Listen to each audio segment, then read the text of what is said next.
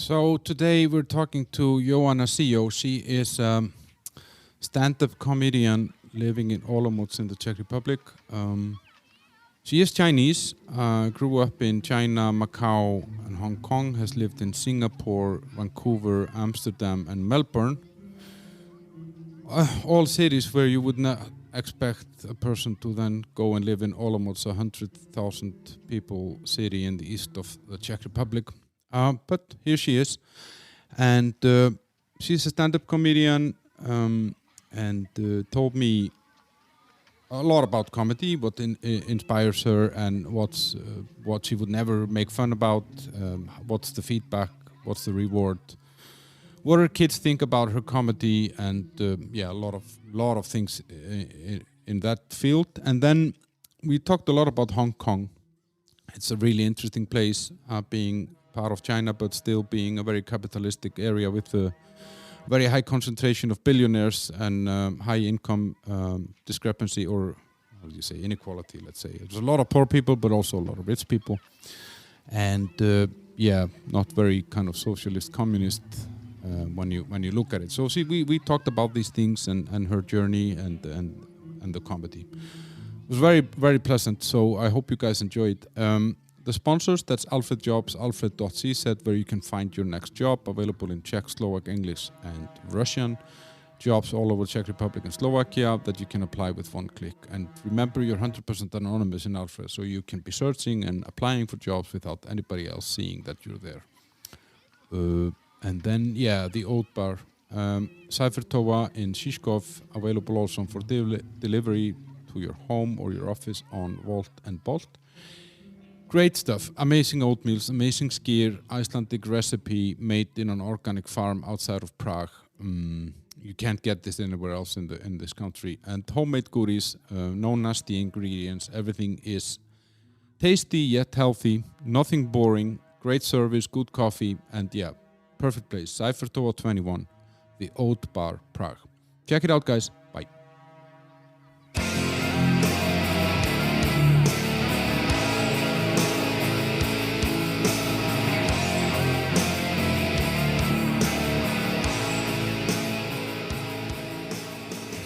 Good morning, Joanna. Good morning. Sio, how are you? I'm good, thank you. Yeah, we are here on 9 o'clock on a Sunday morning, and I don't know, is it winter already? No, not winter. But it's cold. A little bit cold, not too cold. It can get much colder. Yeah. The reason why I have you here is that I saw you perform an online comedy show, I don't know, like almost a year ago probably or something like that, and I found you funny, and then I was curious also because you're Chinese and wanted to have you here to talk about things China, Hong Kong comedy and how you ended up living in the Czech Republic. But for me you're for me you're a comedian, but you're more. I mean, what else are you? Well, I am an academic. So I was trained as a linguist, and I work as a linguist. And I am a comedian, and I'm also a mother. I've got 2 kids. So also a wife. Yes, and a wife. So very busy. And you're here. You were here in Prague now, or you're here in Prague now because because a lot of my listeners are not from here. So Olomouc is like 100,000 people. Yeah, I live in it's still a city, but it's smaller than Prague. It's about 2 hours and a half by train from Prague. About 100,000 people. It's a university town, so there's a university there. And that's where I work. Yeah. As well. And you came here to do a comedy show, and that's why we had this chance to... Yeah, I had a show Friday night, and yesterday I taught a workshop. That's why right now we can meet on Sunday. And where was the show on Friday? Was it in a club or? Yeah, it's called like a co-worker space. I think it's called Prachovna. I think, yeah. I couldn't tell you where because I have no sense of direction. But the place is nice. The gig was great, but I can't tell you where it is. Yeah, was a lot of people there. Yeah, it was quite full and was very nice. The space and the staff there was very, very, very helpful, very friendly. They like it to have shows there. So the atmosphere was very good. Because it's interesting that the stand-up scene here is growing very extremely fast. Actually, I mean, it was, I don't know. I've been here in Prague 12 years, and it was invisible. I mean, you just didn't have this, but now, I don't know. You can go to 3-4 different shows per week. Yeah. And you performed here in Prague before, right? Yeah, I have performed here many times already. Well, not the last 2 years or so because of COVID, but I used to come here quite often. But not just here, also like Vienna or go to Slovakia. So, because where I lived is a very small town, so I organize comedy shows once a month, and that's all I have. So I used to go away maybe 2 or 3 times a month just for one night or something to perform. But it hasn't happened for a long time. So I was very happy on Friday. I could come back and do a live gig. I was very, very happy. Yeah, I was also very happy because I've been chasing you for a year to come and meet me, and now at least you had a reason to come other than just for this. Well, yeah. So as I said, I wanted to talk to you about Hong Kong and China and comedy and how you ended up living here and so you grew up in Hong Kong, but your family is from China, right? Slightly more complicated than that. My family was from China. I was born in China, but when I was 2, the whole family moved to Macau, which was back then a Portuguese colony. And then around when I was 12, and then we moved to Hong Kong. And I stayed there till after university. And then I went somewhere again. But when I talk to you, you say that you're Chinese. Yes. But you're so even you're like, but you're from Hong Kong, or yeah, because I was in Hong Kong from 12 to like 22. So the important years that when I was growing up, I was in Hong Kong. So and also have a Hong Kong passport. So So I'm Chinese. So I would tell you I'm from Hong Kong as well, even though I also spent 10 years in Macau. Yeah. And how, because I was thinking, do you say I'm Hong Kongian, or is there a way to say that you're from Hong Kong? I think you can say you are Hong Konger, but I don't hear that very often. I also used to live in Singapore before I moved to Czech. And in Singapore, the Singaporeans call people from Hong Kong the honkies. Which I thought it's quite endearing a term. I don't find it offensive. I don't know whether it was supposed to be offensive, but I quite like it when they call me honky. Yeah, but I mean both of those places, or actually all China, Macau, and Hong Kong are interesting. I mean Macau is like a casino. And it's an interesting thing, and it was Portuguese until just 1999, right? Yeah, correct. Yeah. Well, now you have a lot of casinos. Now is a little bit difficult to travel there because you cannot even get a cab anymore unless you stand right outside a casino. But it was not like that when I was growing up. It was with a lot of nice Portuguese architecture, but it was also a small village. It was nice. In my mind, Macau was not like Macau is now. But now it's really just earning a lot of money, the city, because there are a lot of casinos. But in my mind, it was something very, very different, a romantic little town. Yeah. I grew up in. But and how, well, you said because it was a Portuguese colony. I mean, did people then speak Portuguese there, or how? No, but there were quite a lot of Portuguese there, and also a lot of Portuguese who intermarry Chinese. So they have a lot of mixed kids, and they are very localized, which you don't quite see in Hong Kong because Portugal has a longer history in Macau. So you have a lot of Portuguese people who have lived there for a long time. They are just like locals, but at least when I was living in Hong Kong, which was a British colony, but not for so long. So the British people were still more like expats. They weren't as integrated or merged into the society somehow. Yeah, so 2 colonies, but the feeling was different. But we didn't have to learn Portuguese when we studied in Macau. I have never learned Portuguese. You could go to a Portuguese school, but you don't have to. So it was not compulsory. But like for street names and for official documents, of course, you will see Portuguese written as well. But I don't speak any Portuguese. I've lived there for a long time. Yeah. But you say like the architecture is there and Yeah, the thing is, I have never visited Portugal, which I really should have. But you have architecture which is very non-Chinese. You have those nice yellow color buildings, and you have churches, and it feels like a European town. I would be able to see whether that's really Portuguese if I would have been to Portugal, but I still haven't been after being in Europe for so long. Yeah, but you told me that you're raised Catholic. I was not raised Catholic, but I went to Catholic primary school, which was just right next to church. It's called St. Joseph College in Macau. And we had to pray every day, many times a day, beginning of school, before we had lunch, after we came back from lunch, and before we left school. So that's a lot of praying. Yeah. Did you learn anything, or were you just praying?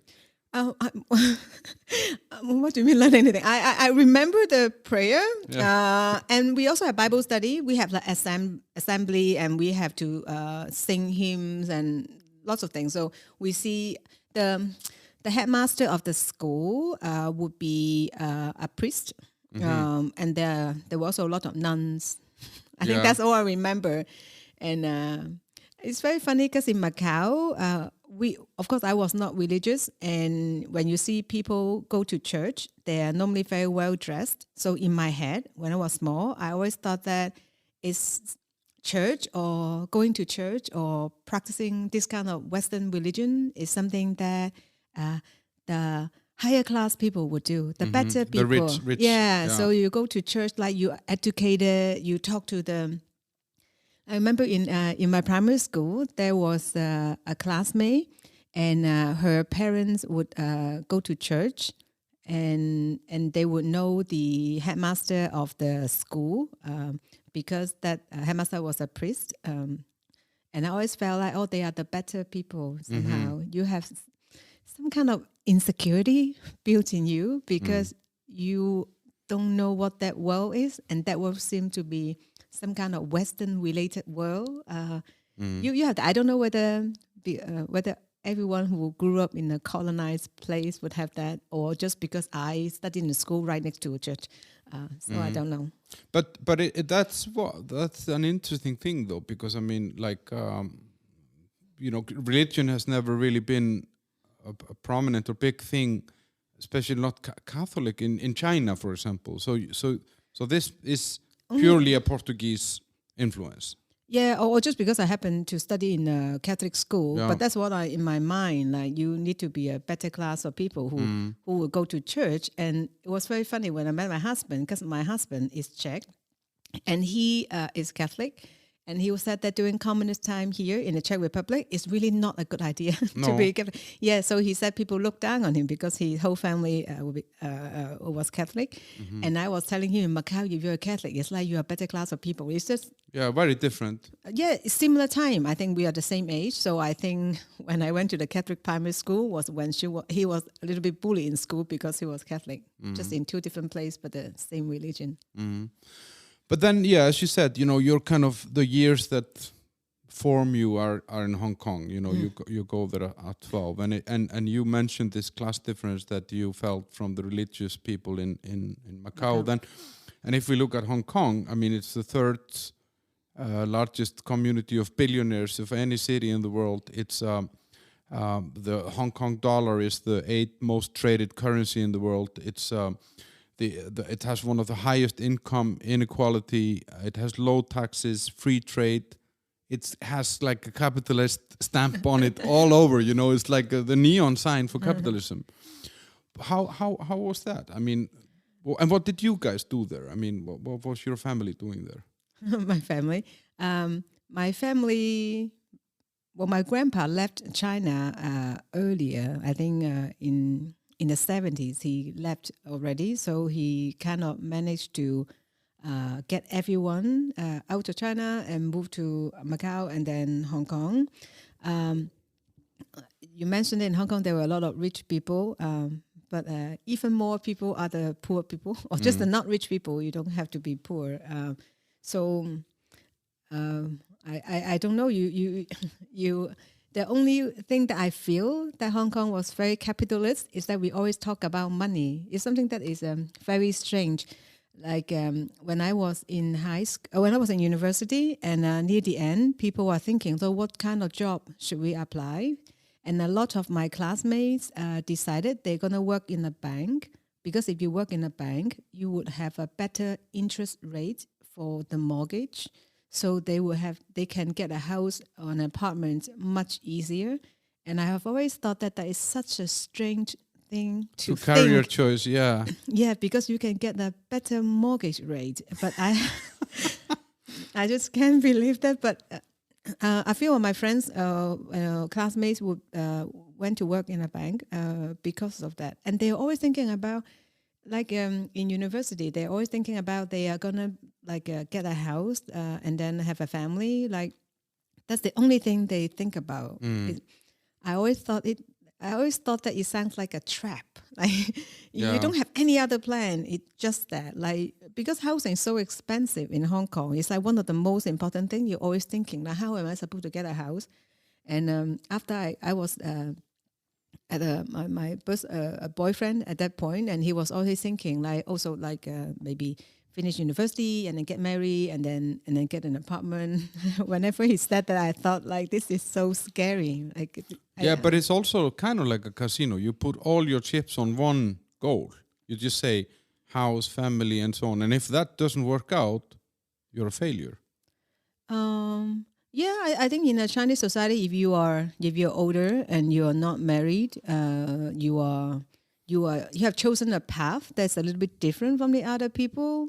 You could be considered a failure.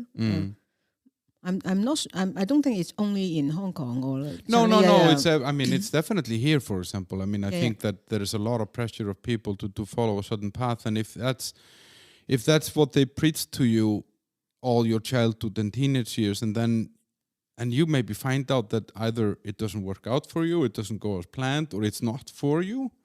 Yeah, then you feel like shit. I failed. Well, you felt like you wanted something different, and you knew that you're not completely sure whether you are right in the head to want something different. Exactly. Because back then in high school, in university, it's still not like now, right? You basically you can talk to everyone in the world, basically, and maybe then you have a more balanced worldview, which you can kind of plan, like, what are the possibilities for your future. Back then, you're just thinking, what are the people, like when I was primary school, I thought when I grow up, I just want to be a secretary. I bought a typewriter. That's I learned how to type. I went to a typing class when I was 12, thinking that I need to type maybe like over like 100 words a minute or something. I don't know the number. And then that would be my life. I'm going to do this, right? Because you don't know what are the possibilities. My parents didn't really go to school. I thought if I would be a secretary, I'm already doing much better. Like I'll be educated. It was a very serious thing about it now. Like the typewriter, I don't want to use it anymore. But that's what I thought. Yeah, I did a lot of typewriting because we're around the same age. So I grew up carrying to school this super heavy typewriter to do practices. You know, it was horrible.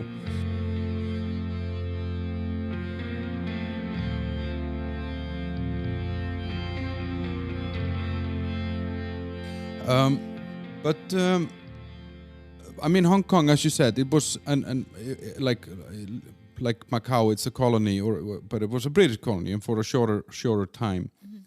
Mm-hmm.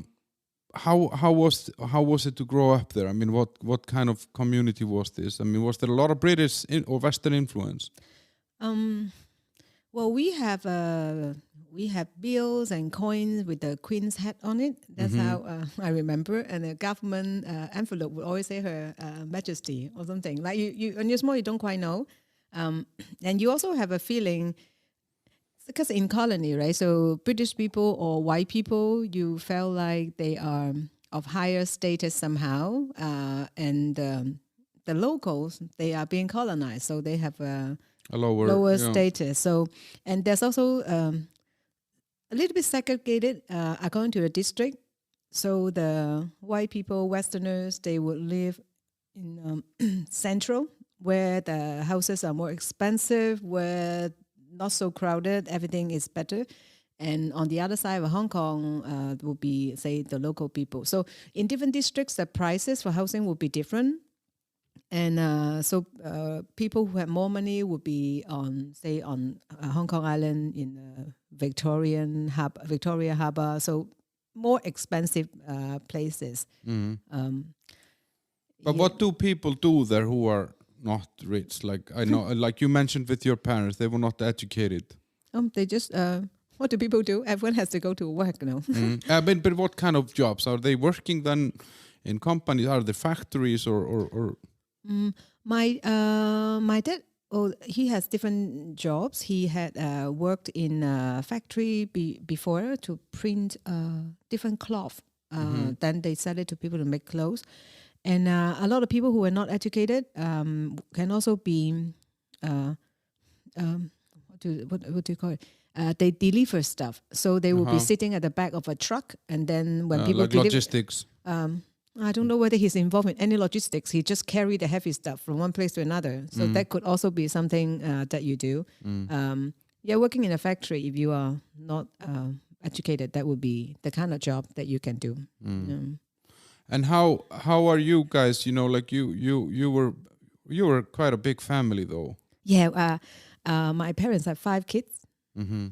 So that you're the oldest. Yes, I'm the oldest. And did that come with? I mean, were you like responsible for your siblings, or how was that? Yeah. Also, I remember even when I was very small, like whenever there is a form that needs to be filled in, so that would be my job. I fill up a lot of forms. I remember when I went to why because no one else could read or write they can write, but sometimes you have to write the English letters. So Chinese words, Chinese characters are fine. My parents can write it, but like then, they could also write the alphabet, but then it's not. They feel. I think it happens a lot with immigrants. Also in the Czech Republic, or anywhere in the world, if you are an immigrant, you are a little bit scared of the world outside. You don't really know how it is like. So if your kid is old enough to somehow help you. So I study in Macau and study in Hong Kong, right? So my parents feel like I am part of the society. So I will know how to, like when they have to deal with the outside, they would rather get the kids to deal with the outside, and they try to hide as much as possible. So I always have that feeling. So when I have something I need to figure out, like summer job or something, like how to go to an interview or some other more formal things that you need to deal with some formal entities, I would have to ask my friend's parents. For instance, I have a female friend, and her mom also works. And if I have questions, I always ask her to ask her mom, like what do you do? Like, what are these things? Because my parents wouldn't know. Yeah, I guess also in your case, you learn English already in Macau, and then whereas your parents didn't get the chance. No, so but Chinese people, we are very we are serious about our kids' education. So I remember that one must be in like the last year of kindergarten, or first year of primary school. We have to learn a lot of English words, and my mom looks at the book, and then she doesn't know how to say those words, and I can't remember all the pronunciation of words. So we have to go ask our neighbor. But we also don't want to bother him so much. So he'll only tell me once, and I had to remember how to pronounce all these things. And then I would, so that I learned it. We also have to, the Catholic school, it's like, I don't know whether it's a British thing. We have uniform. No, I was in Macau. So like uniform, and you have to tie a tie to go to school, and no one knows how to do it. So we also asked our neighbor, because the neighbor's son also went to school. So he will show me once, and how to remember from then on how to tie a tie. And I still know it very, very well, because the time I tie every single day for a long time. So my husband doesn't know how to do it, and I'm always doing it for him, even now.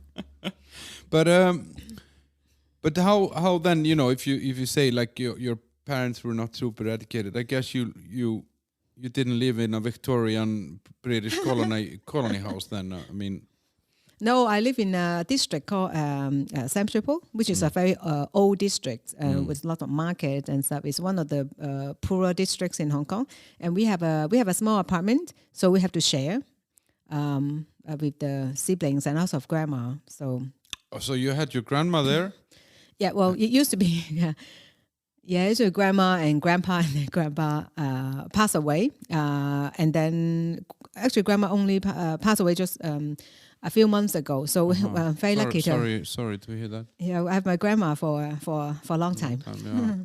But wait, so you were 9 people in a small apartment? 9 and then 8 after grandpa passed away. Yeah, so it's just very, very crowded. Yeah, so. How small? We measure in square feet, so we have one. Well, at some point it's really too small, so we bought the apartment next door, but both of them are still very small. So it's like 300 something square feet, like 30 meters square. Jesus. And we used to have a bunk bed, so sleeping on top of each, like. Yeah, but that's not so bad. But you also have a double bed, but you just feel people in. So sometimes when I was small, I remember like I would sleep in one direction, and my sister's head would on my feet. So you give each other a little bit more privacy because your head are not next to each other.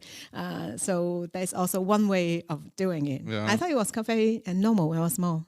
Yeah. That if you sleep next to each other, you want to give each person a little bit more privacy. It's like kind of. So you have the legs towards the head. Yeah. I'm trying to describe it. I somehow couldn't. Yes, you're right. And privacy and how is it to live in such a crowded place? I mean, how does it affect you? Nowadays, if I travel, I really don't like to share a room with anyone. I really feel like now that I can have my space, I would like to have my space. And before, I don't think I ever invited friends to come to your house because, what can you do there? There's no space. So normally, when we don't have a dining table, which is not rare in Hong Kong. I think a lot of people wouldn't have any dining table. You have folding table, and when you eat, you unfold the whole thing, and then you put chairs on the side. Normally, it's stacking chairs because then you can stack them, and then you eat. And while you when you have opened the table, it's very hard to get to the bathroom anymore because there's only one path to get there. So either no one goes to the bathroom during when you're eating, or someone had to stand up and move aside so you can cross. If you have relatives to come visit, and then it's a very funny sitting arrangement. I think at some point, some of us will eat first, and then some other people will eat later. So just so that you can have enough space. And that's why in Hong Kong, most people go out for food. You just like the logistics is just so complicated. You rather because go everybody lives in a small space. You can't visit them, they can't visit you, but Chinese people really like to eat. Like, what do? Like, you just go out in that case. Yeah, that's spend a lot of money on eating outside, but that's the only way you can kind of hang out. Yeah, but the family must have been really close then. I mean, because it's not like you can run away from each other within that space. I mean, I don't think the family is very close. I think when you have no space and everyone is in your face, you just get very annoyed most of the time. I like to read a lot when I was small. I still do, because then I can kind of block off. Yeah, I don't see anyone. Like, I'm just there, and I like it. And I also like when I went to school, I normally took the bus, and it took about an hour. And it's like the most enjoyable time during my day, because then I calm down and then I read, and then I'll be in school. So, but that was very bad for the eyes. So I have very bad eyesight. I have a -9 because the book would keep moving on the bus, but then you have to kind of chase it. I don't know whether that's why, but I have very bad eyesight, and I read a lot on the bus when I was small. But so you were kind of the head of the family in some way. I mean, but how? Are you responsible for your sibling? I mean, how does it work? I mean, babysitting or not the head of the family, but I just have to do the stuff that normally you expect maybe like the parents will do. I have. I remember there was one time the teacher parent conference thing. So I have to go instead of my mom. She's very shy of all these activities. So if she can escape it, she would escape it. So I went to my little sister's one, which is kind of weird because everyone was thinking whether I'm the mom, just had the baby very young, or like they're all looking at me. But that also happened. Yes. With Hong Kong, I mean, like the interesting thing about Hong Kong is that it was a colony of England and then or the UK, and then in '97 it moves back to China. And I picked up on what you were saying, that your grandpa moved to Macau and then he managed to get the people out of China into Macau and then into Hong Kong. Yeah, a lot of people are trying to emigrate from southern China. I think that a lot of emigration. So some people went somewhere else. Some people went to Macau, Hong Kong. So a lot of people, because there were more job opportunities. Economically, Hong Kong and Macau would be stronger back then, at least. So people would like to go to these places for work. And then the Chinese caught them in '97. You can say. No. No. What I mean is that like you wanna, or they were purely going for economic reasons. It was not like a political issue or anything. I think it's mainly for economical reasons. So starting from the 70s, a lot of people from the south would go to Hong Kong because Hong Kong had a lot of factories back then. I think in the beginning, people went to Hong Kong. They still thought that they would just go back. It's just really purely for work. But at some point in Hong Kong, there will be more schools for locals, and the people started. When you have kids studying, then they start to treat that place as home, and all the kids who were born there. So I think only starting from the 70s or so, people have some kind of real Hong Kong identities, because they are the people who didn't think that they would just move back to China after work. They actually were born there. They are going to stay there. Was there a big difference when China took over control of Hong Kong in '97? Did something change drastically, or? No, not overnight. It's not like all of a sudden. Well, you have different coins, you have different flag, all these things, and you start to have to learn Mandarin in school. So when I was growing up, you don't have to learn Mandarin in school. You can, but you don't have to. It's not compulsory. But now it is. It's part of the curriculum. You have a lot more Chinese tourists coming. So things change slowly, but it's not in a expect that it's not in a drastic way. That you will feel like, things are very, very different now. But slowly, also in the language, because in Hong Kong you speak Cantonese, and the writing system is different. So the same character in mainland, you have a simplified character. In Hong Kong, you have the traditional character. So after '97, you see simplified characters appearing in more places. So slowly there are changes, but nothing very drastic that would shock you or anything. At least not right after 1997. But I think a lot of people expected it to be drastic, because before it happened, there was a huge emigration out of Hong Kong. Yeah, so a lot of people went to Canada, States, and UK. Maybe not so many coming to Central Europe because the language is difficult. But yes, but afterward, also a lot of people went back to Hong Kong. Yeah, so a lot of people, or some people would be, we call them astronauts. So they would be there, and then they will come back for work, while the kids and the wife would be somewhere else. Yeah. So you also have a lot of people like that. But like this changes because it's such an interesting thing to have.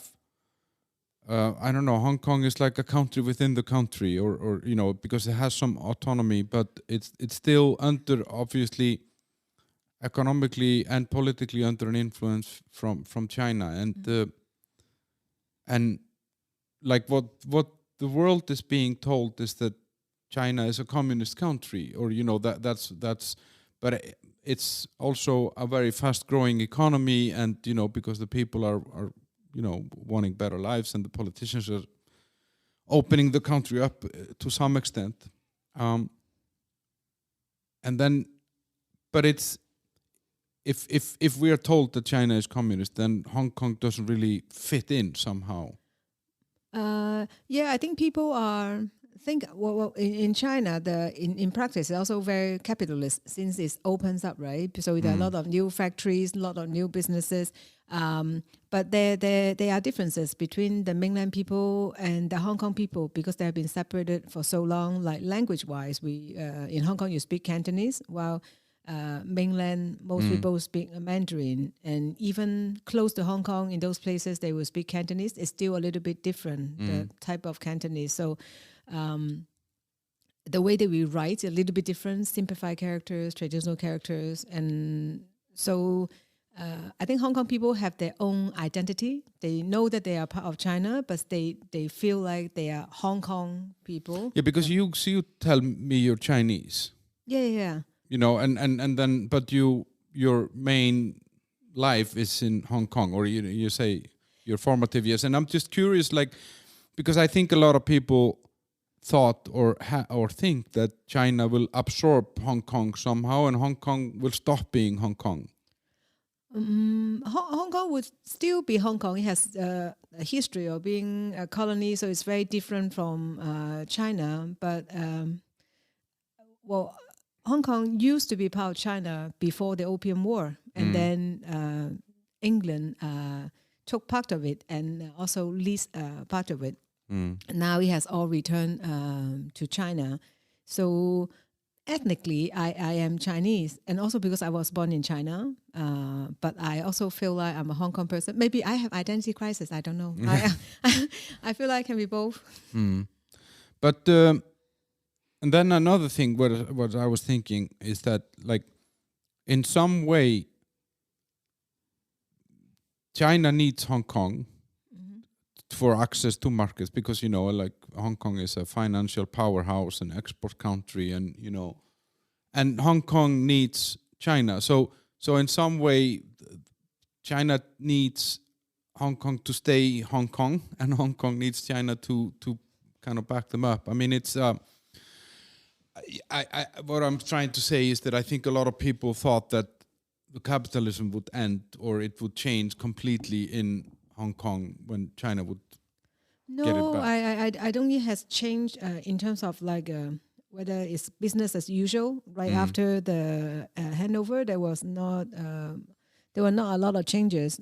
But Hong Kong is also China is also developing a lot of different main cities, right? Like people always comparing like Shanghai and Hong Kong. Which one is a better city to live in now? So there are other big cities as well that have more or less equal status. Hong Kong, you just think about as a business hub, right? So there are other options if you're just thinking about business. But when I was in China, for example, like I told you earlier, I mean, I went on a trip where I visited China and North Korea in one tour, and for me, China was more confusing than North Korea. I know this sounds really weird, but because, I mean, in North Korea, just everything was banned, and they took your passport when you landed, and you just knew that you were being followed, the room was being bugged, everything was, but you knew it, so you just, you know, you approached it that way. But when I was in Beijing, I could go to Starbucks, but not to Google. I could not take photos everywhere because some uniformed person would tell me you're not allowed to take a photo here, and I had no idea why. And so then I'm thinking, okay, so is that in Hong Kong? Like, are you more free in Hong Kong than you would be in Beijing or in another Chinese city, from a like authoritarian point of view? Or well, I have not lived in Hong Kong for a long time. Now it's very different as well. Before I left, or may say 5 years ago when I was there, then it was more or less the same as before. So we can of course use Google. Like it's different from mainland. So we is that gonna stay? Do you think this difference? Yeah, I hope you would. If that's the answer you're looking for, like I hope you would, but I don't know. It's very hard to say at the moment.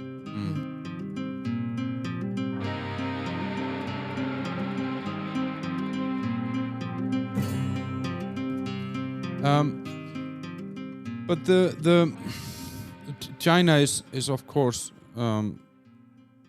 it has transformed a lot. I mean, it's much more influential globally than maybe it was before, and it is both more powerful and more open than maybe in historically. I mean, of course, there have been Chinese empires, but what seems to me, like looking from the outside, is that there's a very big difference of mindset of Chinese than it is to Westerners. You know, like whereas we think in short term, we are thinking in months or years. Chinese are thinking in decades or hundreds of years. Is that just a political thinking, or is that do you think it's a cultural? Yeah, I don't know, like in terms of like regular people, whether they also plan like 10 years, 20 years ahead. Yeah, I think some actually do. Like I told you about my classmate who decided the mortgage. Yeah, like if you think like that, you are really thinking long term, right? You're thinking like till the end of your life that you're going to pay off your mortgage and how much you're going to be paying every month. So I think some people do think like that. I don't know whether it's kind of like a national characteristics, like related to that we are just Chinese people think like that, or just in Hong Kong because housing is so expensive. That's why people think like that. I would not know. No, but it's just so interesting that, you know, like if you see how also China has grown its influence, it's not through wars. It's not like a war nation, you know. About to say not yet.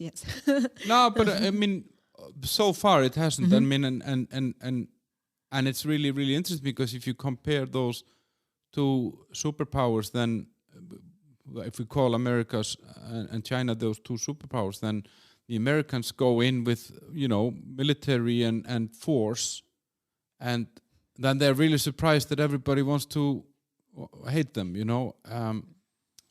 And then you look at how China does it. It's more through investment. It's through influence and securing. I mean, like now, for example, something that is close to me because I'm from Iceland. I hear a lot about Chinese wanting influence in Greenland because they're thinking, okay, this ice is going to melt, so there will be minerals. And it's just a very interesting, the difference of approach. So I was just curious if this is like. I don't know if it's some of the national identity or the DNA of the nation. You mean using to think long term and using money and influence like that? Yeah, then I would think so. Like I think Chinese people think of money in a slightly it's a very important thing, right? So in Chinese culture, when we say Chinese New Year, we will always wish each other just earn a lot of money. Like this is and when we want to pay compliment to someone, like if you have a very nice watch, a new watch, I saw that, I would say, well, very nice. The second thing I would say would be like, how much? As a way of giving you a compliment. Like either it would be expensive, then I'll just compliment you like for having so much money, or you bought it cheap but very nice, I'll compliment you for like saving a lot of money. Like we're always thinking in terms of money, which is a very weird things which I discovered when I went to Canada to study. I had many other friends. So when my friend compliment me on like maybe a shirt or pants that I just bought, and I would just tell them how much it costs, as if that is relevant. But we do that all the time. It was very, very normal for us to do this. We always tell you how much it cost. So that is the money part. I think we have special relationship with it. We are completely obsessed. Which is really interesting because if you think about communism is not about money. Like, you know, or socialism is, the idea there is that money is not, but people seem to be, I mean, obviously we are all human, so we know that money can buy better things or better life or better houses or better mortgages or whatever. So we actually want money in the end. But, and also another thing that I was curious about is like the willingness of people to work. I mean, to work? Yeah, people are very hardworking in China, right? I mean, like they are very hardworking, meaning they like to work or they have to work. Well, I ask you, do they? I I think well, if you like your job, you like to work. But in a lot of cases, at least in Hong Kong, I think you just have to work.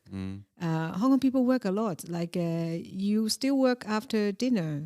Like you also definitely work in the weekends. You just work all the time. A lot of people have like chronic pain on the neck and have headache. I when I finished my thesis in Holland, I studied in Holland, and then I have a neck pain because in front of a computer for so long. So The typewriter skills. yeah, was not very good. So I went back to Hong Kong. I have like a chronic pain on the neck. So I went to a place to get a like special pillow for it. And then the lady was telling me, "Oh, you have neck pain. Do you have a chronic headache like all the time?" I said, "Not yet." She said, "Oh, then that's nothing. A lot of people have headache all the time, like because of the pain on the neck." I say, like, this is like a general thing that people have. I didn't know, and that sounds awful. That people are just working so much. So it all ties back to the fact that the living cost is very high, not because of food, but because of housing. You have to spend a lot of money. Half of your income would go into either rent or mortgage. Then you have to work. How can you not work? I think in the old days when you have fields, maybe when you are farmers or you have land, then you don't have to worry because you always have something to fall back on. I think for cities or now that places are more developed, if you have no food, then you have no food. You don't have the forest that you can just go like pick berries or whatever. Yeah. So you have lost that option long time ago. That people will have to work, and we also have not really pension plan in Hong Kong. We have one. The family is the pension, or the kids are supposed to take care of you. Yeah, your kids are supposed to take care of you. Like now I'm here, it doesn't happen all the time that your kids will end up taking care of you, right? So my parents live in Hong Kong, I live here. Then the last 2 years, I couldn't even go back to Hong Kong to see them. Where does the taking care come into play? It just, sometimes it can happen. But they have 4 plan Bs, like if you fail, then there are 4 other siblings too. But so you mentioned that you went to Holland, you went to Canada. I mean, you've been to a lot of places, right? Yeah, I also wanted to be somewhere else other than in Hong Kong. So why did you want to be somewhere else? Because of this closeness? It's very. It could be. I just always wanted to live. Maybe I always never felt like there's enough freedom for me. And I don't know whether it's also related to be the eldest. I also feel like I never can do anything at home. I feel like I never can concentrate to do my own thing at home because there's always someone who needs something. Like siblings. When I was more in high school, the siblings would always be like maybe crying, maybe fighting, and my dad would be watching TV and it's really loud, and my mom would be yelling at my sister, and the whole time you're at home, it's just all this chaos, and it never ends, and you would like to go somewhere. You don't have to be angry or calculating all the time. You can just be the nice person that you have always wanted, somehow imagine yourself to be without being bugged or have to always fight for what you want. So I want that feeling maybe. So I just wanted to go so you can reinvent yourself. And where did you go? I went to Canada to study, and then I went to Holland. I was so shocked when I was Canada. Like everyone was so happy. Like I was in Vancouver. Like people always at the beach and they're drinking coffee. Like they're always happy and polite. I'm thinking, why are they in such good mood? Like in Hong Kong, people are in very bad mood. Like they are like people are pushing each other on the train, like trying to get a bit more space. Like now maybe it's better. I think there's a bit more solidarity nowadays. But before, I just like people always angry, every trying to get your stuff. But there, like, why is everyone happy? Why are these white people so happy? Like having coffee like for a few hours. Like why are they so happy? Yeah, but I don't know. I mean, this is some years ago, I know. I mean, but I actually, maybe it's just the perception that we get from the media, but I actually feel that in those countries we have started to create problems. We kind of lost sight on how good our life is, So So now we are fighting about pronouns or something like this. That I mean, obviously for the person who wants to change their pronouns, it's fine, but it doesn't have to become something that we fight over, And because I agree with you, I see, I moved from Iceland to Copenhagen, and I felt the same. I went from, I don't know, like Iceland is a country where there is a really like race for money, like in a house and 2 cars and this and that, and you're supposed to follow a path. I mean, it's obviously a small community, so it has a lot of social pressure. But and then in Denmark, I came there and I got friends that had chosen different lives. They were single parents or they were gay or whatever. That they went a different route, and they were happy. And they were, like you're saying, they were drinking coffee and laughing. And I was like, what's wrong with these people? Why are they being like this, But now I feel like, maybe not in Denmark because they somehow have managed to protect this happiness, but I feel like a lot of those Western communities are very busy fighting about something that actually is fine. Mm. And how is that if you compare in China, are people in China super worried about pronouns or trans people or something? You know what I mean? Or gay rights. China is very big, so I can talk for the whole country. Yeah, I don't want to speak for the whole country, and I can only. I think I would imagine people are less worried about these things. I think you're asking me whether like people have a very tough life, they're working too much. Does it mean that like they don't have so much time to worry about this thing? While your life is so good here, so you have time to worry about those things. I think to a certain extent that would be correct. I think when you're cold and you're starving, you're not going to worry about something else. It's not to the extreme, but if you have to work from like 7 to 7, like many things that you can just not worry about them for a little bit. I think that I would agree.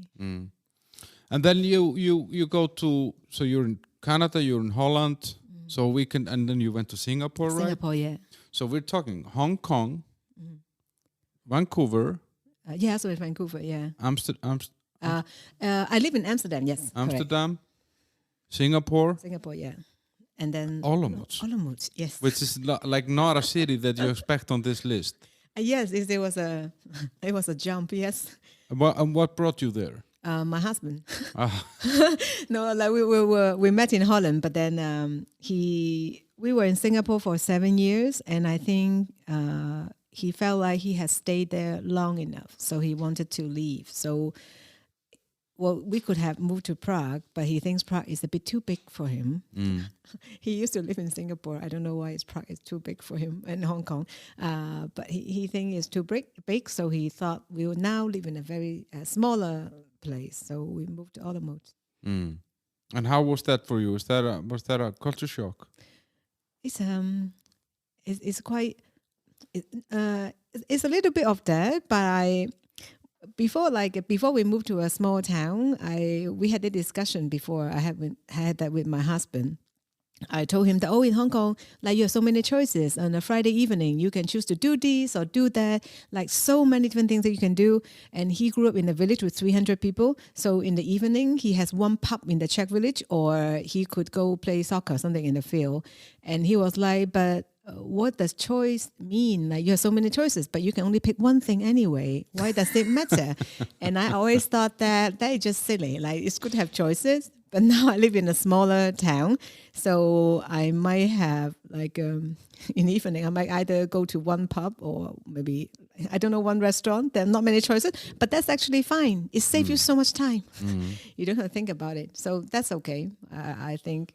Yeah, but actually it's an interesting point, because I think that's one of the problems we have, is that we have too many choices. Like we have 10 different TV services to watch from, and episodes and shows, and then we have cinema, we have restaurants, we have bars. I mean, it's just, and like we mentioned in the beginning, 5 comedy shows a week. I mean, it's really overwhelming for some people, and it is very easy to feel that you're missing out. Yeah, I think the feeling that you are missing out is very stressful because you feel like you might not have made the best choice. Yeah. And then it's very stressful.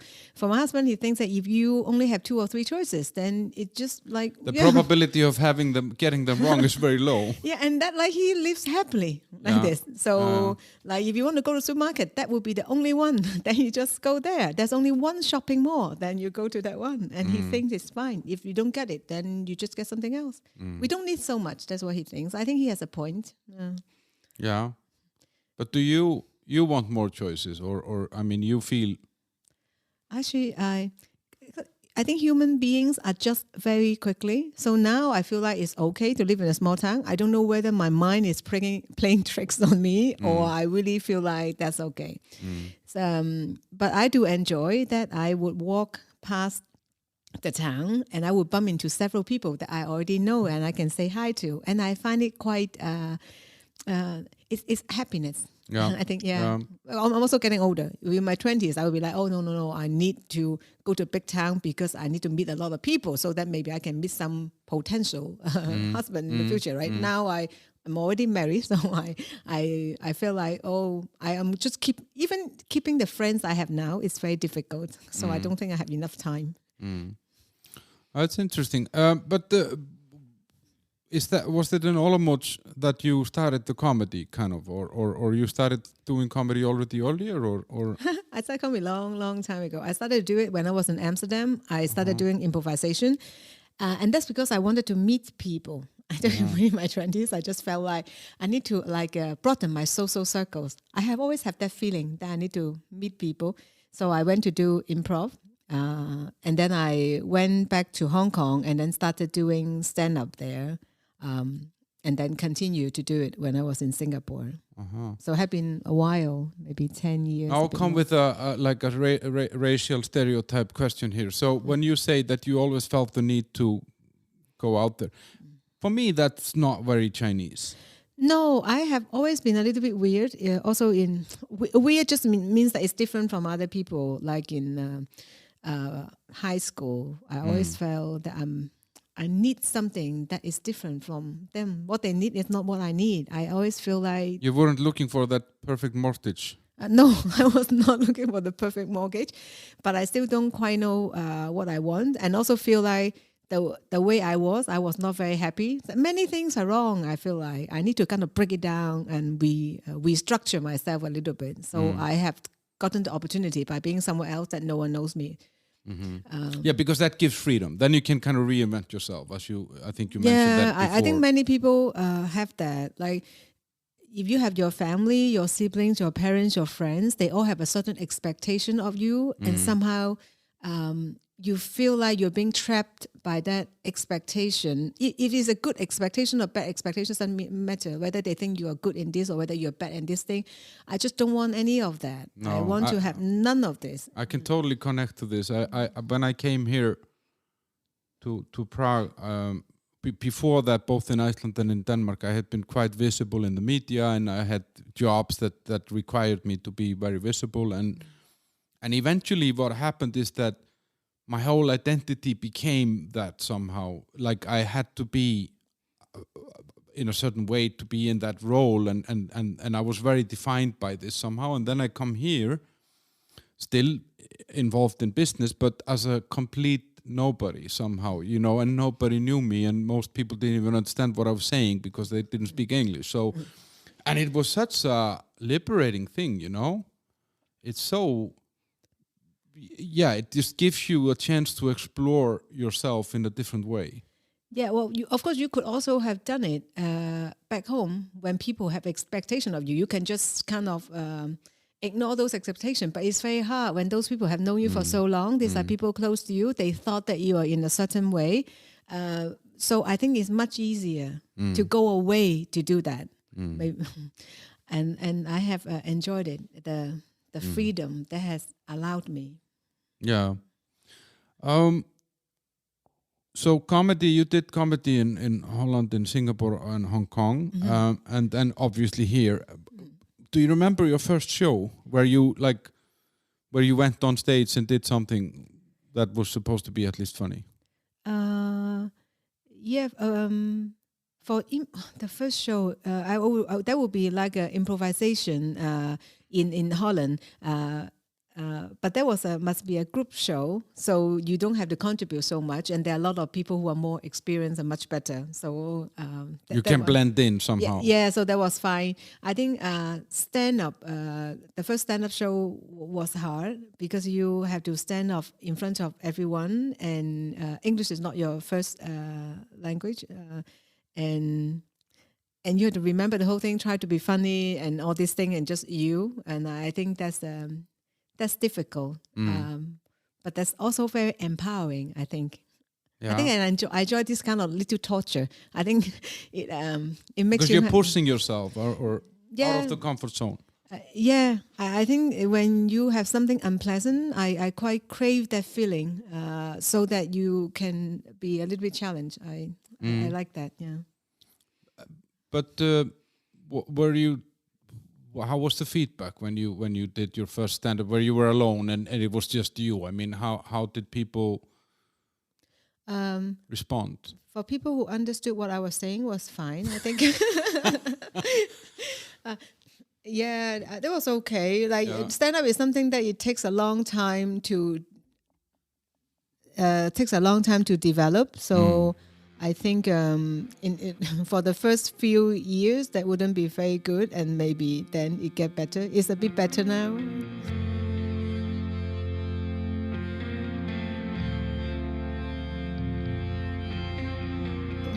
But and you said you like the, let's say, the torture of it, to kind of push yourself in a position or put yourself in a mindset where it's difficult, but. What's the reward then? Or do you know what do you take the reward from?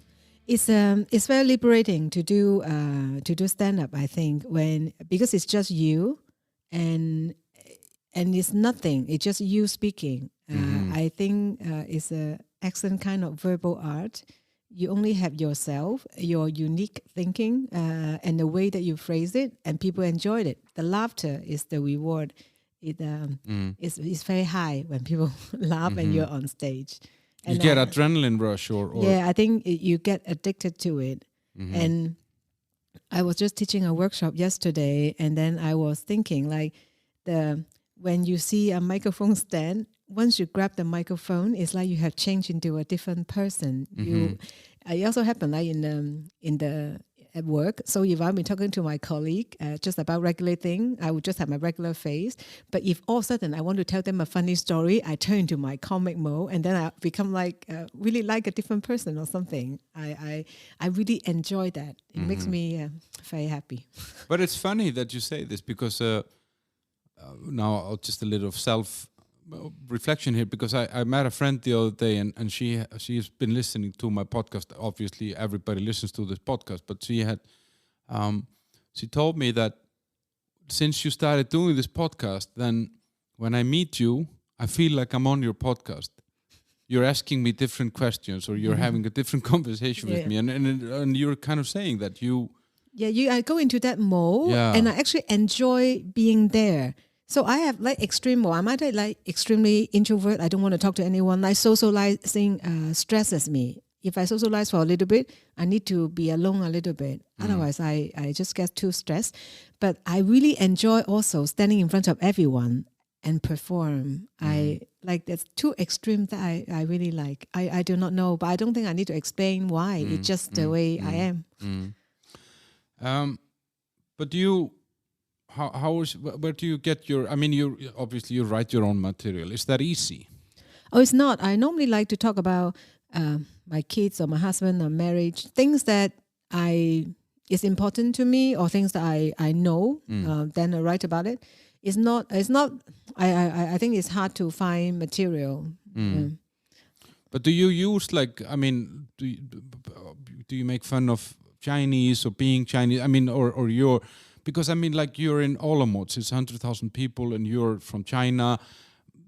Is this an inspiration somehow to these kind of cultural clashes or something like that, or how is this? Yeah, I think people I think Czech people are very curious. They like to know about other nations, how they live and how their lives are. So these are really good topic to talk about in small town. And also because I do a comedy show in Olomouc, and Olomouc only have about 100,000 people. So I actually met a lot of people I've seen in the shows. So that's actually quite nice for me. So you can actually, there are people in the audience that are part of or inspiring some of your material. Of course they are, but then I also see them quite often on the street. It's like all of a sudden I know a lot more people than my husband, for instance, even though he speaks Czech and he's from like around there. I know everyone almost, like not everyone, but I know a lot of people there because I do this.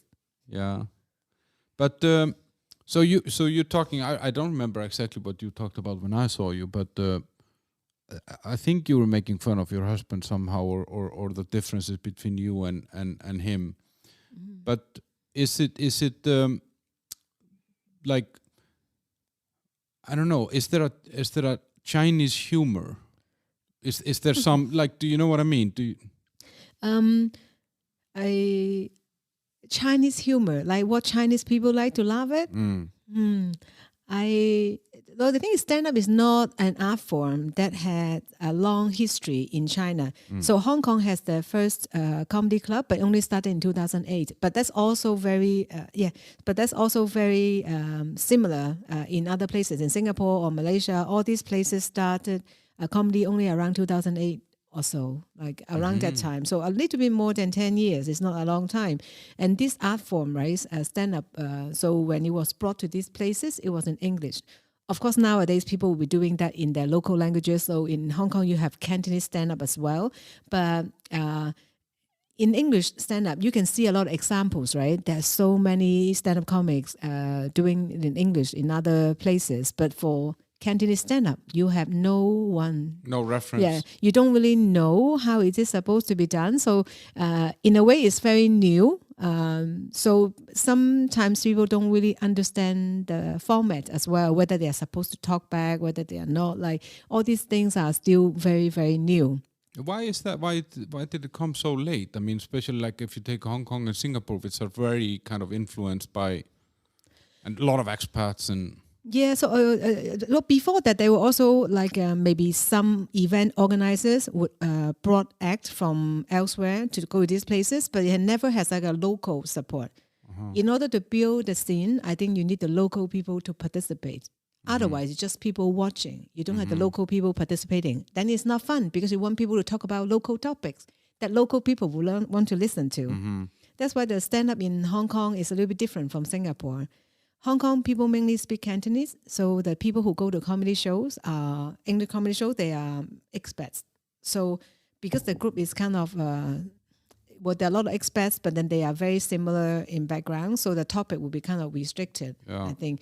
But when in Singapore, when the locals also speak English and you have English comedy shows, you have many people from different walks of life coming, and that's a lot more exciting, and the scene develops much faster. Yeah. But how...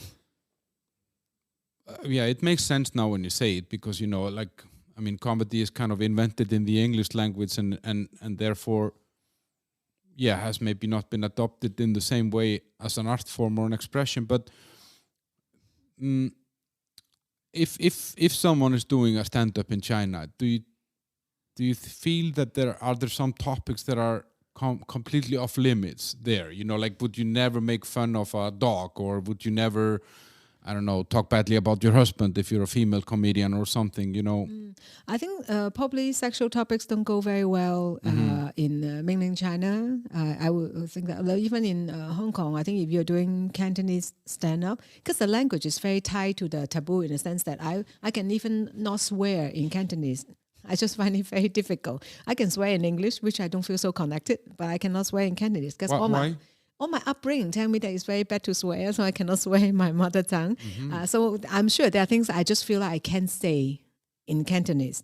So that would be one thing. And I think people, depending on the regime or the country, sometimes political issues can be sensitive. Maybe there would not be any explicit guidelines saying that you can't say such things, but people tend to self-censor especially when you don't have very clear guidelines, because then you have no idea what you can do and what you cannot do. So you would try not to do maybe even more things just it's in like case. Like me in Beijing. I just stopped taking photos because I wasn't sure where I could take photos and where not. Yeah, but that is basically a way to exert power because you are not sure what can be done. If the rules are not clear, you can keep more power in that case.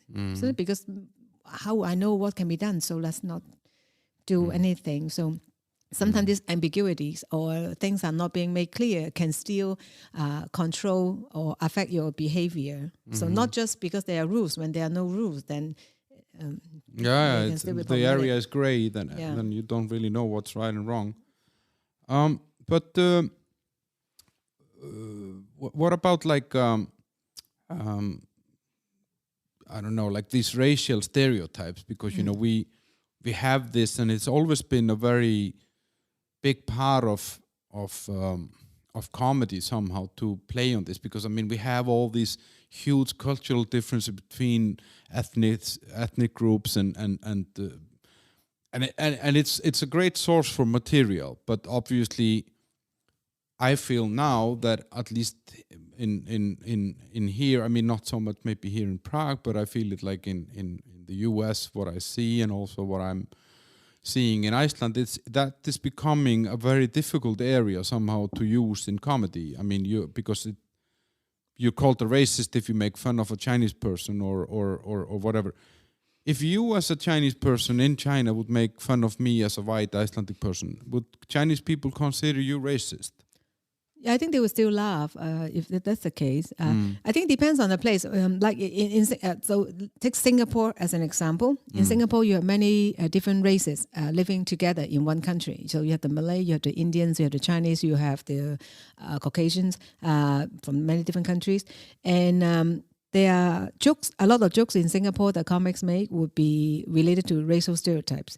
And when you have visiting comics from the States or UK coming over, they always thought that how can you guys say this? How can you say such thing about the Malay people or the Indian people? But it's very common in Singapore to do that. So I think depending on the places, the rules are a little bit different, whether you can do it or not. And of course, it depends on who you are, right? I think I will be happy making fun of Chinese people being Chinese, but if I want to make fun of Vietnamese or Thai, I would feel a little bit uncomfortable. Like I feel like I shouldn't do that. So they're so different as to who you are and who you make fun of. So maybe a visiting comedian in Singapore would not be able to say the same jokes as a local comedian. I think the audience, because in Singapore they're used to it, then maybe. But then I think it's a little bit dangerous. So if I'm even in Singapore, I'm Chinese, I would find making fun of Malay people maybe more risky than making fun of Chinese people. Making fun of Chinese people, I would think there's no problem. I'm Chinese, I make fun of Chinese people. But if I make fun of other nations, I would feel a little bit, would that be okay or would not be okay? So, and the risky, when you say risky, that would be the response from the audience there in the spot? Some people... You know, sometimes it's funny and then also it becomes offensive. So it's not always clear where the line is. And the audience composition is always different, right? You don't know what kind of people in the audience. So it's hard to tell. Has it happened to you? Have you ever had an audience where you started getting some negative feedback or anything? Has that... Yeah, I have. I would just start doing it not for a long time. I was pregnant with my first kid. I was maybe 5-6 months pregnant. Was quite pregnant back then. Doing comedy. Yeah, doing comedy. I thought that might be fun. So, but then I was like, it's you don't have to move a lot. You just stand. Yeah. So it's quite okay. And there in the audience there were a few French teachers. It was in Hong Kong, and I was pregnant. I was thinking about I should make some jokes about kids. So, because when I was growing up, like physical punishment was perfectly okay. So I was making jokes about like how I'm going to physically punish my kid if they're naughty. And I think the French teacher were very, very upset by the jokes. So they decided to not just not laugh, but stare at me in a very angry way. And their silence somehow spread over the whole room. So So I have never felt so bad. Afterward, I decided maybe I should wait till the baby was born because I think it's too much stress for a pregnant woman to have all this hate coming towards you from their eyes. So it happened. And I think it's also because if I would not be pregnant, I talk about physical punishment. It's easier for them to detach myself from the baby. But because I'm pregnant, they feel like I'm going to do harm to the baby or something. So I have learned it. Like I was not really into physical punishment. I'm not going to abuse my kids or anything. I just trying to think what would be hypothetically, what are the things that can be funny to say. I haven't done that kind of thing again. Just thought can be dangerous. But that's I had comedians here actually, and these are people this is kind of how I found you. I had this Italian guy Carmine Roti, and then I had Sean Riordan here on my previous episodes. So guys that are listening, check those guys out, both very great. But I think it was Carmine that told me that what you actually do in a or can do in a comedy is that you, by making, let's say that if you're fat as a comedian, or maybe it's wrong to say fat, let's call it big to be politically correct. Okay. If you're fat as a comedian and you make fun of that, or you're bold and you make fun of that, then you kind of took away from the audience the chance to be angry at you, because you kind of disarm them somehow by showing that you're making fun of yourself. I mean, and there you stand pregnant, making fun of this, and it actually backfired on you really badly. But I'm pregnant. I'm making fun of the baby inside, so maybe we can make fun of baby. I think for the local people, if you got me local Chinese people, I think that would have been okay, because we understand the background we share. We were very similar. We know that like Chinese parents would beat up their kids, like physical punishment. But I think for people from other places, maybe it's more offensive. I still don't understand why they got so angry looking at me. But talking about that physical punishment, I mean that is a very, I mean that's a very normal thing in China, that parents have this authority over their children, right? Yeah, my mom beat us all the time. I didn't like it, but I didn't think that was abnormal. Like it was not something that I would feel like I might have to call the police. Like nothing never occurred to me. But what kind of beating is that? Is that just like with a shoe or something, or or like? No, normally whatever. Or you get slapped if you said something wrong? Or? No, not slapping. Normally they will involve an instrument. So either like hangers are very handy with a metal hanger. So normally it's very handy to hit you. Sometimes my mom will hit us with chopsticks, which is very painful when you hit you on your knuckles. So that also happened. Slapping, not really. I think slapping becomes very personal or something. That slapping is an emotional act, I feel like. But hitting you with the hanger is like you're naughty. Like this is, it's not, even though it can be more painful, it's not as damaging, I think. Actually, I've never heard about for the mentally or mentally, yeah. If she slapped me, I feel like something is really wrong that has affected our relationship. But you should hit me with a hanger. She's just telling you have to stop. Yeah. So like it's not the pain level that is causing the difference, but maybe where you hit. I know my mom has not. So it's not like an organized punishment that you know now we're sitting down and you're gonna get 10 slaps on your fingers with the chopstick. It's more like you were doing something naughty and then she strikes you out of the blue. Naughty would definitely like fighting with your sister or something like that. Yeah. But sometimes also because I create work for her. It could also be like if I'm holding my bowl, like if I spill something or I drop something, break something, that is making it complicated. Because my mom was very busy, so many kids, and she will also hit you. So it depends. Also, like sometimes you don't know whether you'll get hit or not. And that's also what my husband said. Like sometimes you can yell at your kid, but sometimes you also don't yell at them, but maybe for the same thing. So they can never guess what's going to happen. So sometimes it's like that. You thought you're going to get beaten up, but then you didn't. And you're always guessing.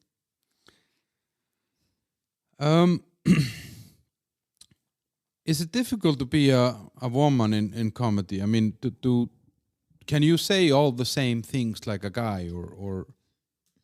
Same thing. There was one time I did a show, and then in my set I talked something. I talked about the vagina, and then I thought it was fine. And after during the break, one female audience member was telling another comic, said, "Oh, I don't like it. Why are these female comics always talking about a vagina?" And I was like, "But male comics talk about dicks all the time. Why would that be a problem?" And at that point, I normally don't talk about it. Just happened to have that joke, so I presented. So it's not even true that I always talked about it. Then I thought that's unfair. Like, why would you do that? So that's one thing.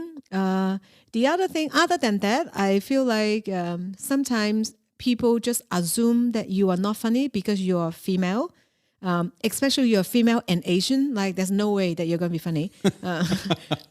So I think like if I go somewhere else, one time I was in Vancouver doing an open mic night, and then the guy was very nice giving me a spot, but he was like, "Oh, you are Asian and you are female, like you can say whatever you want, no one's gonna be offended." And I can also, like, from the way that he talked about, he just thought like, it's like, "Oh yeah, I'll give you that 5 minutes. You can just play around." Like, they would never, Didn't believe in you. They don't, yeah, but then the way that they do it is almost insulting. Is that they are not Patronizing you. Yeah, they feel like that you won't be any good anyway. So they're just being extremely kind to you. And I felt that kind of lack, that they don't expect anything from you. Insult me somehow. Like they would, like if there's a male comic, they will be like guessing whether he's good or he's not good. Like if you're female, they're thinking, "Oh, that she's just playing around. Just let her do whatever she wants to do." And I don't like it.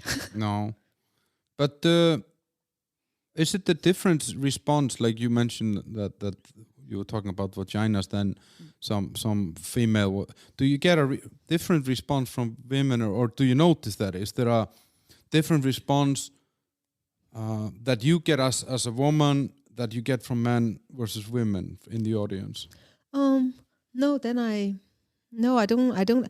People from different age group maybe. So depend on your topic, right? So if I talk about marriage or kids, of course, like people who are older might understand that a bit more, can identify with the situations. But I haven't found any difference between men and women. Yeah, for that, no, I don't. Not for me, not for the things that I talked about normally.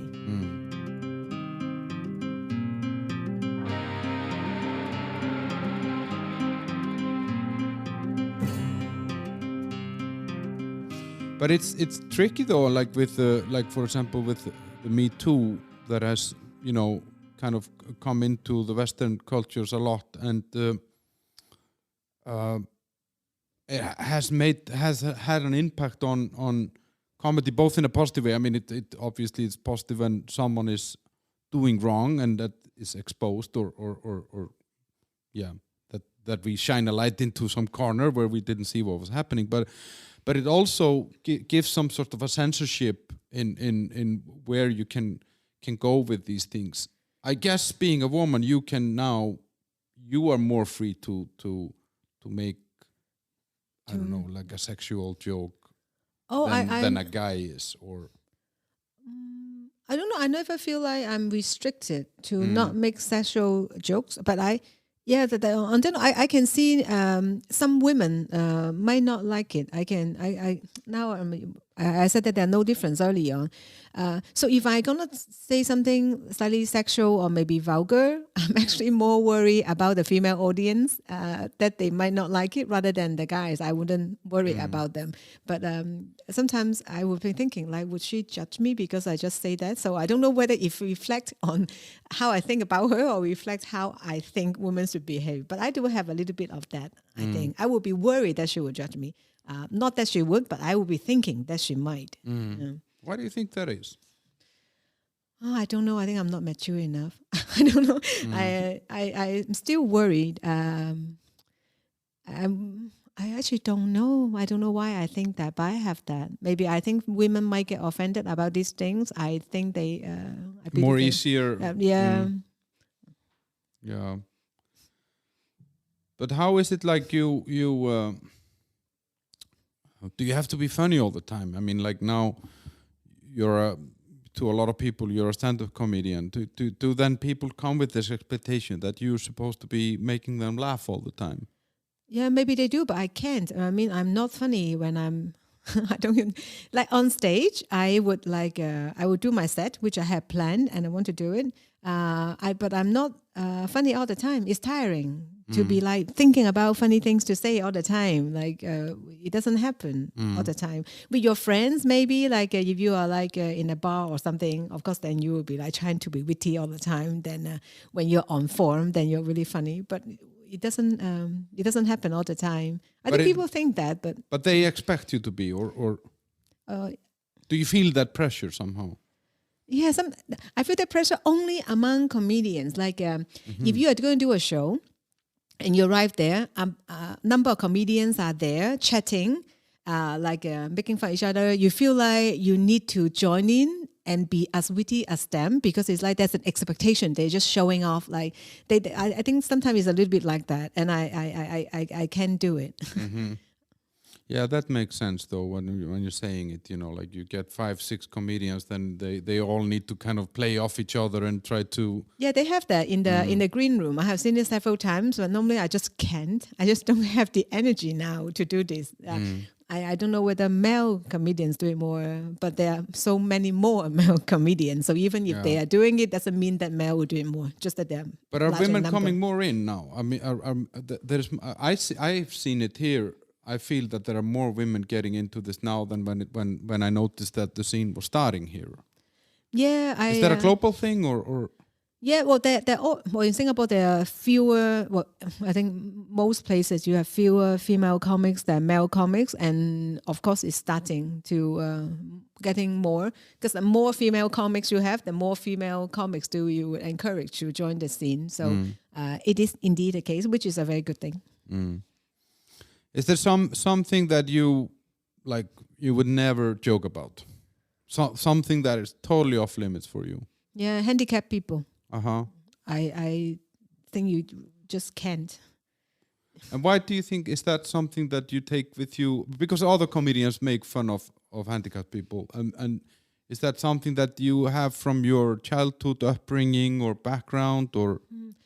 I don't know. I think you can, but it is indeed. I have a sister who's mentally handicapped, but I don't know whether that's related to that. But I really find it you cannot make fun of handicapped people. I cannot do this. I'm very open-minded when I listen to a joke. So if someone make fun of handicapped people, it's fine. But I myself cannot do it. And it's I don't want to do it in such a way that can be misunderstood, because so I would not make. It's not, of course, you never make fun of handicapped people, but I wouldn't even make joke that can be interpreted. Yeah, can be interpreted in different ways. So I think when some topics are very heavy, and I feel like it's very difficult to laugh about it. And for me, handicapped people is a topic so heavy that I cannot have in my mind. I cannot even think about it to make jokes on it. Yeah, I guess, like you're saying, I mean, if it's also close to you somehow, then you know in real, it's the reality of it somehow. It could be. I have never linked to that, but I just won't. I can talk about beating up kids and stuff. So it's not like I don't touch any sensitive topic, but for handicapped people, I just feel like I cannot do this. Yeah. So you have 2 boys, 8 and 11, right? Yeah, a girl and a boy. The boy is 11 and the girl is 8 years old. Yeah. Do they find you funny? No, kids are very different. So none of my jokes would be funny to them. I'm not sure how to entertain them. I think they laugh at different things at this stage. Yeah. I haven't written a set that would be catered to their sense of humor. And they're not ashamed of this either. I mean, it's not like, because at least at a certain age, what you think that your parents is the most embarrassing thing in the world. They're not there yet. Not yet. They're just amused. They don't really know what it is to do stand-up comedy. So my son will be saying, "Oh, my mommy does comedy," and then they will laugh because they don't know what it is. Yeah. But I don't think they are ashamed. Not yet. But they don't know what I'm talking about. If they no, but that's the thing. When they will that, would you censor yourself if they were, let's say, if they are like 15 and 18 and they come to your show? Yeah, you haven't thought this far. Yeah, so I'm not very Chinese. I come to you. Yeah. Well, now I am a little bit worried. So sometimes I will talk about my kids and funny things that they do. But now they are bigger. I'm feeling that maybe I shouldn't talk about them anymore, in the sense that in case some of their friends or somehow about it, then it will be embarrassing for them. So I have a little bit of that fear. But on the other hand, I also feel like why does it matter? How can they not be strong enough to take a joke while all the other people have to be? So I'm kind of split between that. So at the moment I'm still making fun of them, but I am sometimes feeling a little bit guilty about it. So I'm not completely sure where I stand in this. Let's not let them hear this podcast, though. Then they know what you're thinking. Yes. But how is it like in Olomouc? Because I mean, you lived in global cities where you have this huge diverse populations, and all of them are, I mean, Amsterdam, Vancouver, I mean, both of those cities, and definitely Singapore and Hong Kong are like, and you were in Australia as well, right? Yeah, it was Melbourne for a little bit. Yeah, these are all melting pots, like of multicultural melting pots, and then you end up in Olomouc. Now people really want to know where Olomouc is now. No, I've been there actually. I was okay. I mean, and then we are in the Czech Republic, where there's a huge population of Vietnamese people here, extremely economically involved. When you came to Olomouc, but did they think you were Vietnamese? I think everyone thinks I'm Vietnamese. Like if I go to the Vietnamese market, they would just start speaking to me in Vietnamese, and then I will reply in English because I also can't speak Czech. It happens all the time. And in Olomouc, because it's a small town, you do find sometimes with the older people, especially, they will stare at you. And they stare in the funniest way, like very obviously. So I will be sitting on the tram stop, waiting for a tram. They will stand right in front of me and stare at me. But they have never harmed me in any way. They are just curious. But they would look at you. So I find that a little bit strange. As for myself, that's okay. But if I'm standing with my kid and they stare at me, I get very angry. If for myself, I don't really care. Like, you can stare all you want, but I don't want anyone to stare at my kids. So that is not acceptable. And I think, I don't know whether I'm overreacting. So there's a supermarket that I go to.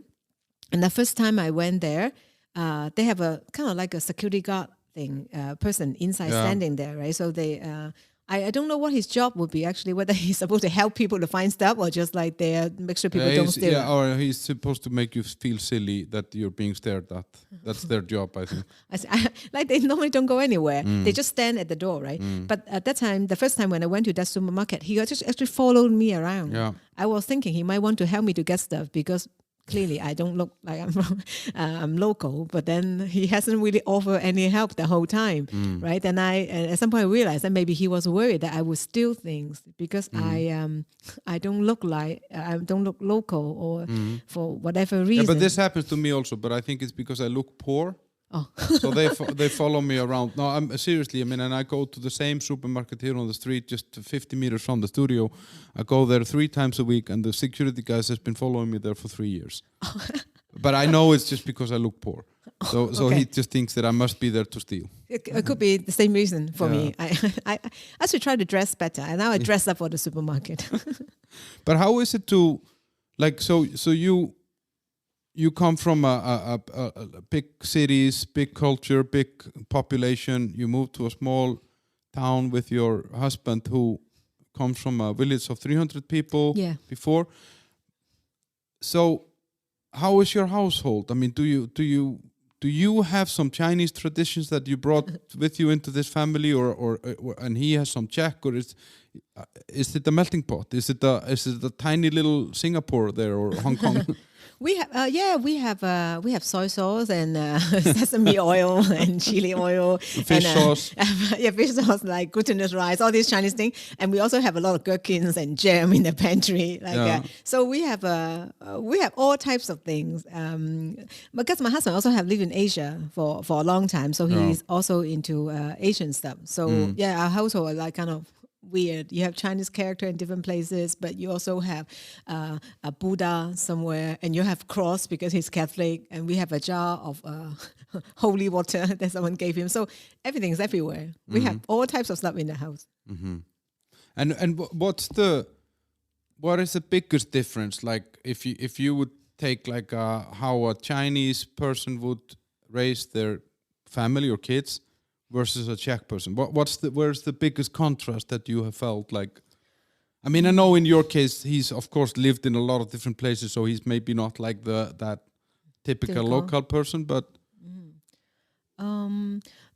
my husband liked to explain everything to the kids in the sense that if they ask question anything, then he would just explain it. And you just want to say shut up. Not always, but sometimes I feel like this thing you don't have to know yet. I feel like I don't have to explain it yet. Just like when you're older, like maybe like my husband would not wait till they're older. Like if they ask now is a good time. Then he will just explain it. I think that's quite brave. And sometimes I can't think of a good way of explaining it. So like my kids will ask about like babies and where babies come from. They always like that. My husband will explain everything very clearly. And now I'm like, oh, good question. Go ask your daddy. Like, he is gonna explain it, and let me see how he explains it. So something like that. He liked to explain everything. They also like to talk a lot, and I'm not. I don't know. I don't really talk so much. I can't find things to talk about. Like my husband is for his family. It's common. Like my husband would call his parents and they would talk for a long time, right?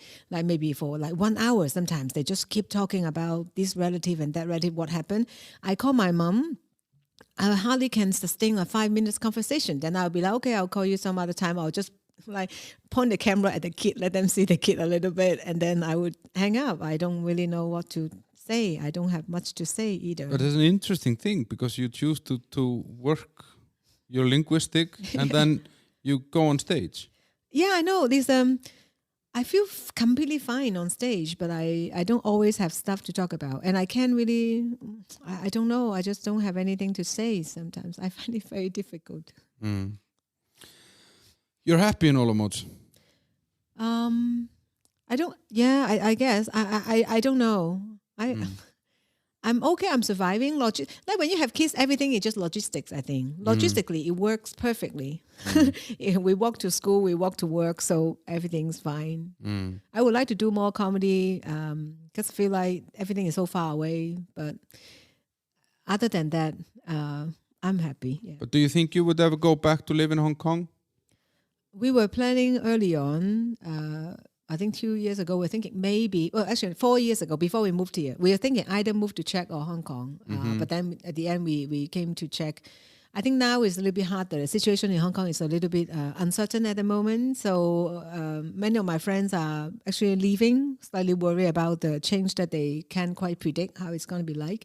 So I don't think at this moment we're planning to go back to Hong Kong, which is. But it would be an option if everything was normal and so on. I mean, you're not gonna necessarily live in Olomouc until you die. Depends on when I die, but that's not the plan. No. I also not the plan. I really don't plan as much as you think I plan. I think at the moment it seems fine, but I think when you have kids, it's harder to move, right? Before I'm thinking I'll just move if I want to. If we get a job elsewhere, we'll move, right? But when you have kids go to school, they have friends. It's very difficult. They have roots. Yeah. When I moved to Macau in Hong Kong, I remember feeling very sad when I moved to Hong Kong. Because I was just 12 years old, I know that I won't be able to go back to see my friends independently. Yeah. This is something that I can only do with my parents. And that make you feel very, very helpless. I think kids have that feeling. Yeah. Yeah, we moved when I was a kid. It wasn't. It was, but actually, then when we had moved, it turned out to be easier than I thought it was because of course, there were new friends and exciting things in the new place. But so you obviously during the COVID, a lot of the comedy and these performances went online, but still not as much as you were doing before. So everything is starting again now. I mean, Yeah. I hope so, but I don't know what happened later. At the moment, it is. So I'm slightly worried that in a few months we'll close down everything again, and there will be nothing for a while.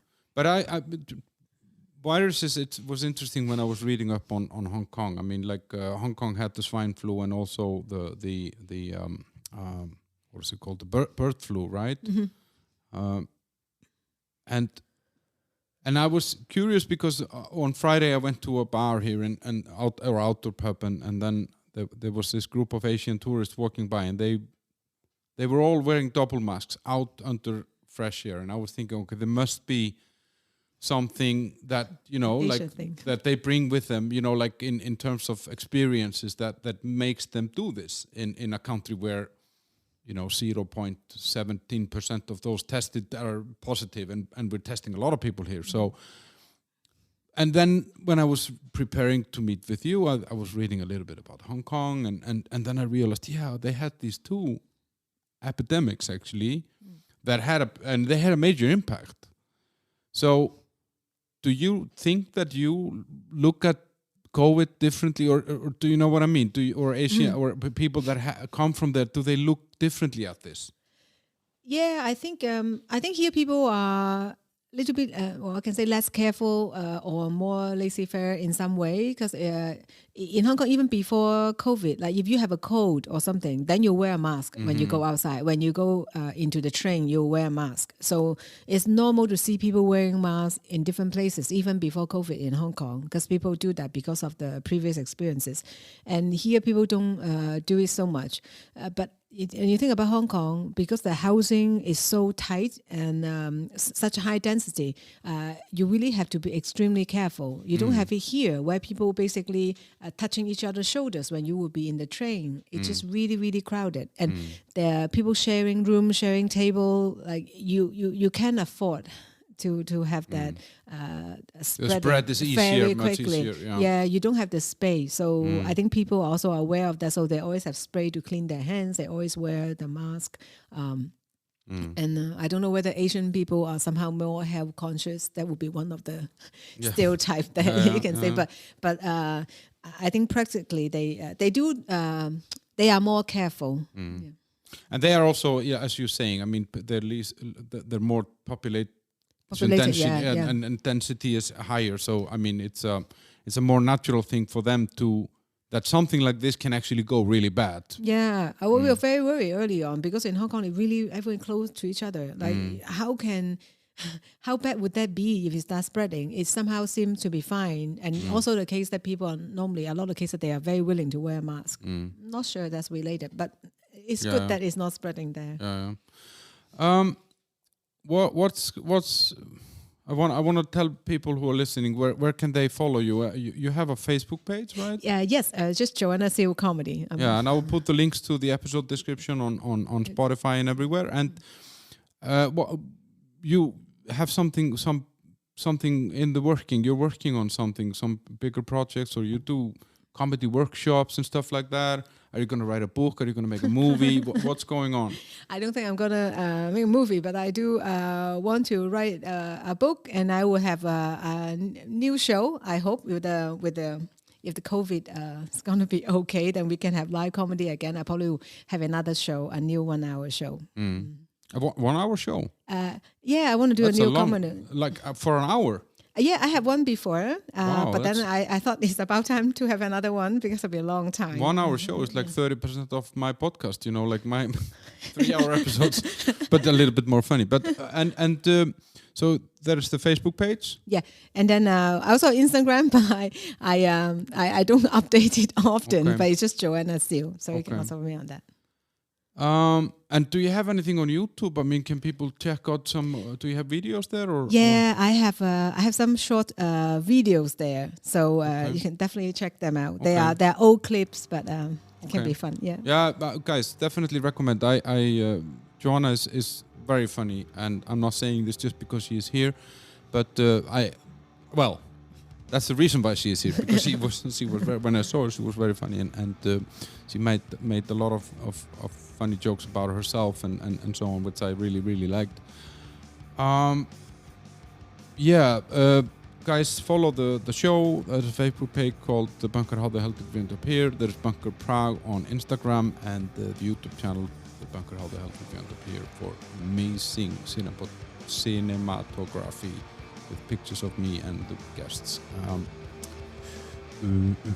Follow the show, subscribe, review, tell everyone you know about this, and Joanna, thank you for your time. Yeah, thank you. And have a really good trip back home to Olomouc. Yes. Okay, bye.